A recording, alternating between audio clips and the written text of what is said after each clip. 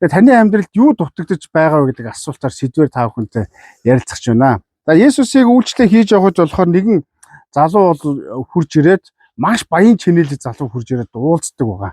За бид нар энэ сэдвээр харах юм бол нэг хүн хурж ирээд түүнд багшаа мөнх аймыг олохын тулд бид нар би юу хийх вэ гэж асуусан. Хамгийн сайн зүйл юу вэ гэж асуусан байгаа. За Есүс болохоор юу гэж хэлсэн бэхээр хамгийн сайн зүйл бол мөнх ам юм а гэж ярьж байгаа. Мөнх ам юм а гэж ярьж байгаа. Зөвхөн мөнх амд юунд хинт боломжтой вэ гэхээр бурханд боломжтой юм а гэж ярьж байгаа. Гэхдээ энэ залуу бол сонирхолтой асуултыг асууж байгаа. Мөнх амыг олохын тулд би ямар сайн юм хийх ёстой юм бэ гэж ярьж байгаа байхгүй юу? За тэгсэн чинь бид нар үндсэн контекстээс харах юм бол энэ залуу минь бол маш их хөрөнгө чинээтэй баян чинээлэг хүн гэж бас хэлж болно. Тухайн үед бол юудэчүүдийн хувьд бол 20-35 насных нь бол тийм баян чинээлэг удирдгчийн байр суурьнд бол одоо хүмүүс бол одоо төлөвшөж амьдралынхаа тийм замнал хэмнэлүүдийг бол тэгж тодорхойлж идэг. Баян гэдэг нь болохоор зөвхөн энгийн амьдралаас арай өөр төвчний тухай ярьж байгаа гэсэн үг. За тэгээд тэр залуу яасан бэхээр тэр залуугийн амьдралыг харах юм бол ажил амьдралын карьер нь бол маш тогтвортой явж байгаа гэж бас амжилттай явж байгаа хүнийг бас ойлгож болно. За тэр 20-35 нас гэдэг бол яг хамгийн сайхан залуу нас шүү дээ тийм үү? Эд хөрөнгийн хувьд бол боломжтой болсон, байр суурийн хувьд бол боломжтой болсон, удирдгчийн байр суурьуд бол бас яасан бэ? Тэр ажил үүрэг нь бол ойлгомжтой тодорхой болсон гэж хэлж болно. Тэгээд тэр залуу юу гэж хэлсэн бэ? Есүс түүнээс за чи тэгвэл үнэхээр мөнх аймыг хүрээд аваа тэр сайн зүйлийг авч авах хүсэж байгаа бол хуулийг сахаарай гэж хэлсэн байгаа. Тэгээд хуулийг сахаарай гэж хэлсэн чинь нөгөө залуу Есүс 10 хуулиас дурдж эхэлсэн шүү дээ тийм үү? 10 хуулиас дурдж эхэлсэн чинь нөгөө залуу юу гэж хэлсэн бэ? Би бүгдийг сахисаа гэж хэлсэн шүү дээ тийм үү? Би бүгдийг наадуулж сахисаа гэж хэлсэн байгаа. Тэгсэн чинь Есүс юу гэж хэлсэн бэ? Тэгээд тэр залуу ингэж асуусан байна. Би бүгдийг сахисаа. Тэгвэл надад одоо юу дутагдлаа гэж вэ гэж. Заавал би мөнх аймд юу хийх ёстой юм бэ гэж ярьж байгаа. Өөрөөр хэлбэл тэр залуу мөнгөтэйгээс гадна, нэр алдартаагаас гадна хуулийг сахиж байгаа буюу хуулийг хэрэгжүүлж амьдарч байгаа буюу маш сайн залуу байсан гэсэн утгатай зүйл байхгүй юу? Маш сайн залуу. Тэгвэл хүмүүс мөнгөтэй хүмүүсийг бол хулгайч янз бүрийн байдлаар одоо сайн муугаар нэрлэх тохиолдол бас байж байгаа тийм үү? Харин тэр залуугууд бол ажил амьдралын карьер тогтохоос гадна юу вэ? Хүн чанарын хувьд хуулийг маш сайн одоо бурхны үгийг хүндлэн дээдэлдэг хүн байсан гэсэн утгатай байхгүй юу? Хүндлэн дээдэлдэг байсан. Тийм учраас тэр юу гэж хэлсэн бэ? Би энэ хэмжээгээр мөнх амьтаа болох боломжтой биш үү гэж гаргалгаа гаргаж байгаа гэсэн үг байхгүй юу? Гаргалгаа. Тэгээд миний амьдралд дутагдж байгаа зүйл ерөөсөй байхгүй. Гэхдээ та юу дутагдлаа гэж одоо би надад ийм асуултуудыг одоо хариулж байгаа юм гэдгийг Есүсээс асуусан байгаа. Тэгсэн чинь Есүс юу гэж хэлсэн бэ гэхээр чи үнэхээр төгс байхыг сайн тэр зүйлийг олж авахыг хүсэж байгаа бол чи өөрт байгаа эд хөрөнгөдөө хаяад намайг дагаараа гэж хэлсэн байгаа байхгүй. Намайг дагаараа. Намайг дагаараа. За тэгээд яасан бэ? Чи бүх эрдэнэсүүдэд өгөөд намайг дагах юм бол чи Тэнгэрт эрдэнэсийг хураах болно гэж хэлсэн байгаа. Тэгвэл түүний үнэлгээний хувьд бол юу болсон бэ? Бурханд итгэдэг мөртлөө, Бурханыг дагдаг мөртлөө, Бурханы хуулийг сахидаг мөртлөө юу вэ? тэрүүгээрээ өөрийнхөө амьдралыг итгэлийг бол итгэл үнэмшлийг мөнх амьтаагаар одоо зүүрлүүлж ирсэн гэсэн утгатай зүйл юм.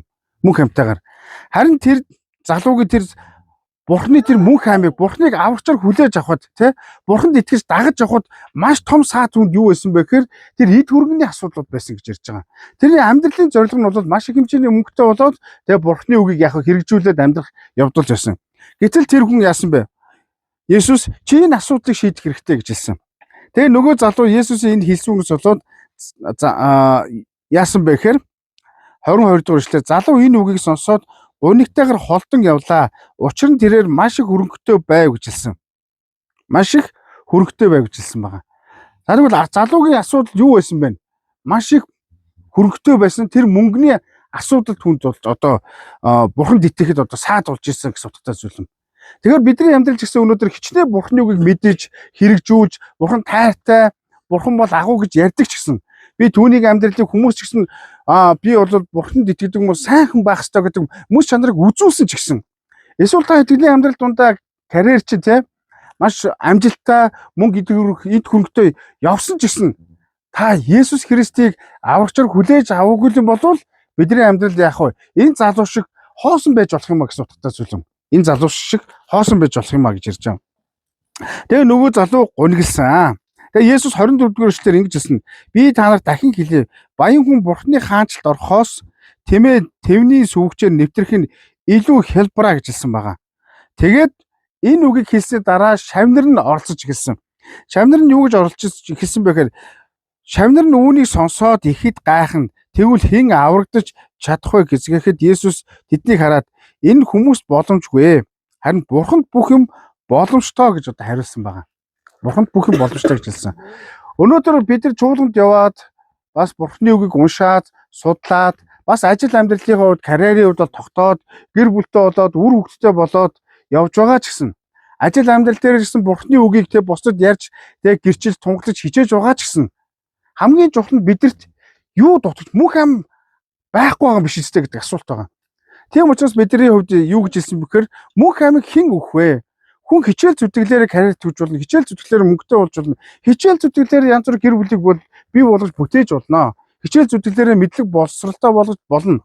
Гэхдээ мөнх ам бол зөвхөн Бурханаас л боломжтой юм гэж ярьж байгаа. Тийм учраас шавнар хөтөл энэ зүйлүүдэд зог тусаад юу болсон бэхээр тэгвэл хэн аврагдаж болох вэ гэж хэлсэн. Бурхан л хүнийг аврах боломжтой юм гэж ярьж байгаа.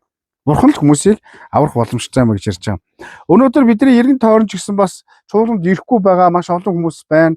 Чуулган талаар мэддэгтэй, боловсралтай хүмүүс ч гэсэн, сурж ирсэн хүмүүс ч гэсэн бүгдээр орхиод явцсан байгаа. Гэхдээ яагаад орхиж явж байгаа вэ? Яагаад чуулганаас холцдог вэ гэхээр тэд нар юуг чухал тавьж байгаа гэдэг нь асуудал гарч иж байгаа гэсэн юм.